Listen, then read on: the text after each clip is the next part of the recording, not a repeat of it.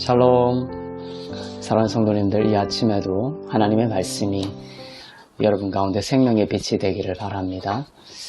하나님이 주신 말씀은 디모데전서 5장 17절에서 25절 말씀입니다.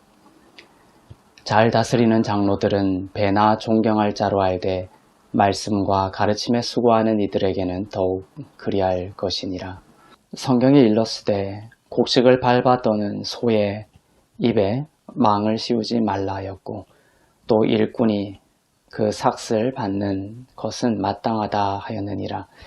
장로에 대한 고발은 두세 증인이 없으면 받지 말 것이요, 범죄한 자들을 모든 사람 앞에서 꾸짖어 나머지 사람들로 두려워하게 하라. 하나님과 그리스도 예수와 택하심을 받은 천사들 앞에서 내가 엄히 명하노니 너는 편견이 없이 이것들을 지켜 아무 일도 불공평하게 하지 말며 아무에게나 경솔히 안수하지 말고 다른 사람의 죄에 간섭하지 말며 내 자신을 지켜 정결하게 하라.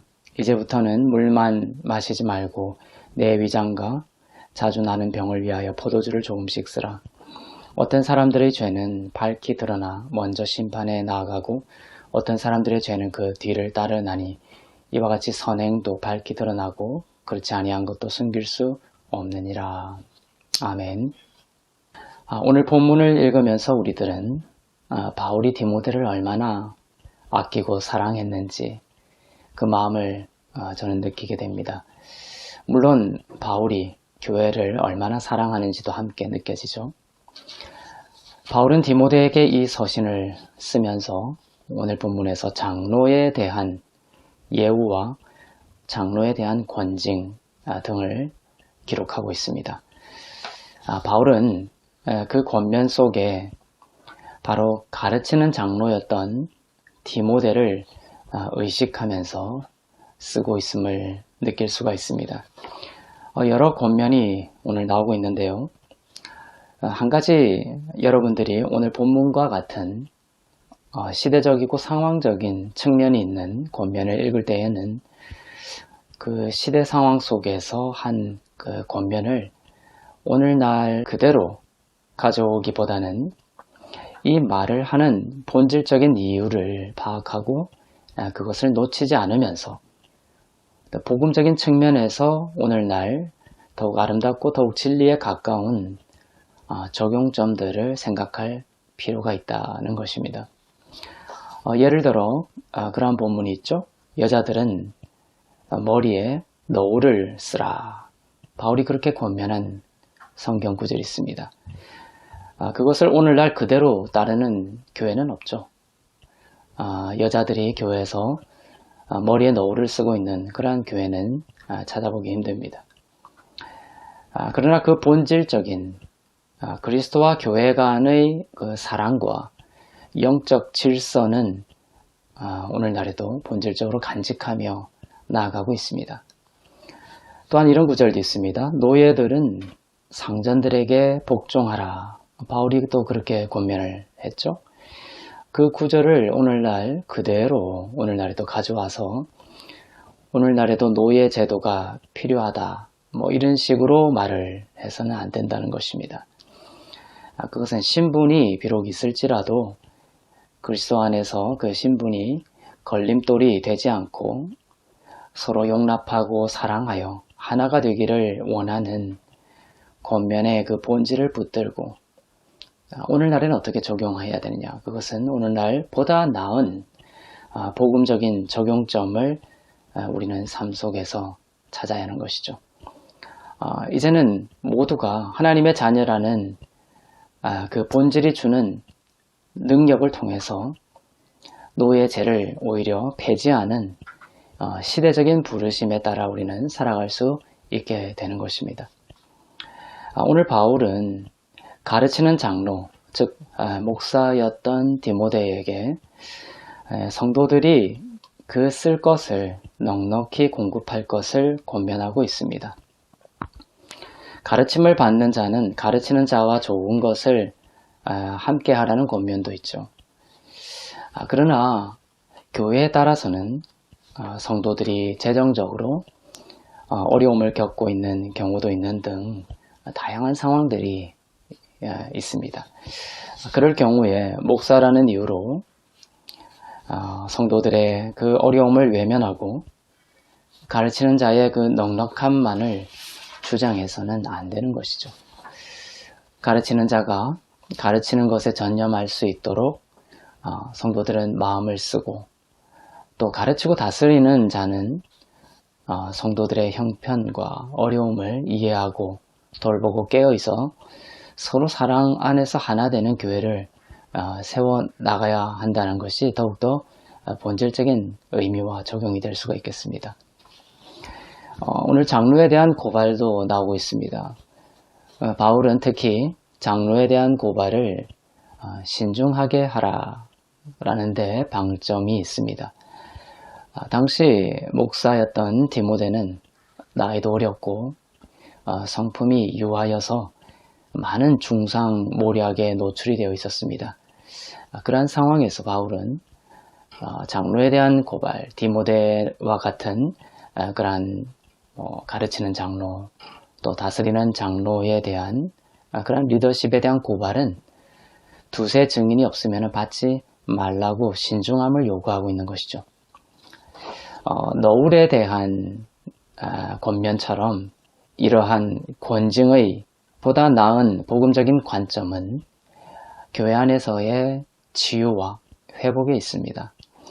범죄한 자들을 모든 사람 앞에서 꾸짖어 나머지 사람들로 두려워하게 하라는 그러한 본문 말씀은 여기서 범죄하는 현재 분사형입니다. 교회를 분열시키고 교회를 쓰러뜨리는 비복음적인 그러한 가르침을 계속해서 가르치는 것들, 그러한 것들이 한 예가 될 수가 있겠죠. 모든 사람 앞에서 꾸짖어라는 것에서 그 꾸짖는 것은 세상의 법정처럼 정죄하고 단절하는 것을 의미하는 것이 아니라 바르게 한다라는 뜻입니다. 오늘날의 교회 공동체는 많은 경우 이것을 감당하기 어려운 것이 사실입니다. 죽을 자를 살리신 하나님의 놀라운 은혜의 믿음으로 모인 공동체라기보다는 교회 문지방만을 넘나드는 복음을 잘 알지 못하는 그러한 공동체가 주가 된다면 공동체 모두 앞에서 바르게 한다라는 것은 오히려 더욱 위험한 일이 될 수도 있는 경우가 많습니다. 치유와 회복은커녕 교회는 더욱 분열되고 복음의 능력을 잃어버리기가 더욱 쉬운 것이 현실입니다. 그래서 우리는 은혜의 영성으로 충만한 건강한 교회 공동체가 우선적으로 필요합니다. 한 사람의 그 연약함을 내어놓아도 그것이 정죄가 아니라 혼자서 바르게 할 수 없는 그 연약한 길을 같이 걸어갈 수 있도록 각자의 삶을, 나의 삶을 겹칠 수 있는 성숙한 공동체를 전제로 하는 것입니다. 두려워하게 하라라는 그 포베오라는 단어는 공포를 조장한다라는 뜻이 아니라 한 사람의 그 범죄함이 건강한 공동체 안에 고백되었을 때에 그 공동체의 사랑과 동행 안에서 그 한 사람의 연약함과 범죄함이 어떻게 바르게 자라게 되고 치유와 회복을 경험하는지 그 교회 공동체의 신비한 능력에 대한 경외감을 말하고 있는 것입니다. 24절과 25절의 취지도 치유와 회복을 위하여 신중함을 의미하는 것입니다. 겉으로 드러나는 것만을 보고 경솔히 판단하거나 선입견과 편견을 가지고 이 문제를 처리해서는 안 된다라는 것입니다. 하나님께서 이 모든 것을 아시고 하나님께서 이 모든 것을 다루실 것이니 눈에 보이고 귀에 들리는 것으로 섣불리 그리고 정죄하는 식으로 처리하지 말 것을 당부하는 것입니다. 사단은 장로와 또 집사 등 리더십들을 공격하여 교회 안에 분열을 가져오고 교회를 무너뜨리려고 합니다. 그것이 아주 쉬운 방법이기 때문에 그렇습니다. 중상모략과 온갖 유언비어를 가지고 교회를 분열시키고 또한 교회가 가진 치유와 회복이라는 복음의 능력을 상실하게 만듭니다. 비록 우리가 교회 안에 있지만 교회 안에 누군가의 범죄함과 연약함이 우리가 드러나게 되면 우리들의 그 육신 안에는 그런 것이 드러났을 때에 그것을 정죄하려는 마음, 치유와 회복을 위해 나의 삶을 연결하려고 하기보다는 세상이 잘하는 것처럼 그냥 손절해버리는, 그냥 정죄해버리고 마는, 그냥 추방해버리고 마는 식으로 하자는 마음이 솟아오르는 것을 우리의 육신은 느끼게 될 것입니다. 그래서 신중하게 들여다보지를 못하게 되죠. 그러는 사이에 교회는 실질적으로 죽은 자가 살아나는 그러한 생명의 역사가 일어나는 공간, 하나님의 생명 공동체임을 경험하지 못하는 경이롭고 신비한 생명 공동체로서의 그 정체성을 상실해 가고 있는 것입니다. 용광로처럼 교회 공동체는 어떤 어둠이 발각되어도 빛으로 품고 그 어둠을 빛으로 재련해내는 성숙하고 건강한 공동체가 되어야 하는 것이죠. 우리 하트 공동체도 그런 공동체가 되기를 원합니다. 한 사람의 범죄함과 연약함이 고백되어져도 안전한 공동체, 그것이 고백되어졌을 때 정죄가 아닌 그 지체를 위해 나의 삶을 포기할 수 있는 공동체, 1만 달란트 빚졌다가 탕감받은 자들의 모임으로서 그 범죄한 자를 용광로처럼 품고 빛의 길로 인도할 수 있는 사랑과 은혜의 그 뿌리 깊은 치유와 회복 공동체가 되기를 원합니다. 오늘날의 교회는 많은 경우 너무 세상적이 되었습니다. 범죄한 자를 정죄하고 추방하기에 바빠서 마치 깨끗하고 범죄하지 않는 자들만 모여있는 곳 같은 위선의 장소가 되었습니다.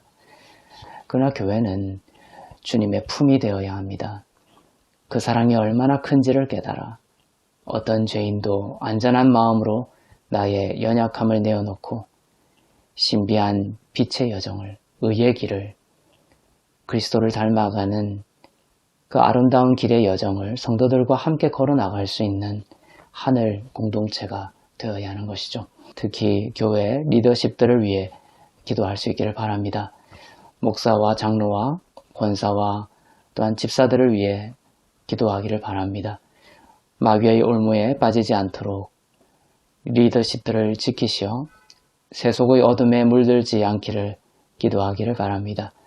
또한 어떠한 연약함이 있게 되더라도 또 드러나게 되더라도 그리스도가 하셨듯이 그리스도의 몸으로서 어둠을 빛으로 녹여내는 그런 경이롭고 신비한 하늘 공동체가 되기를 주님의 이름으로 축원합니다. 기도하겠습니다. 사랑의 하나님 아버지, 교회를 지켜주시옵소서. 특히 리더십들을 지키시어 어둠에 물들지 않게 하옵소서.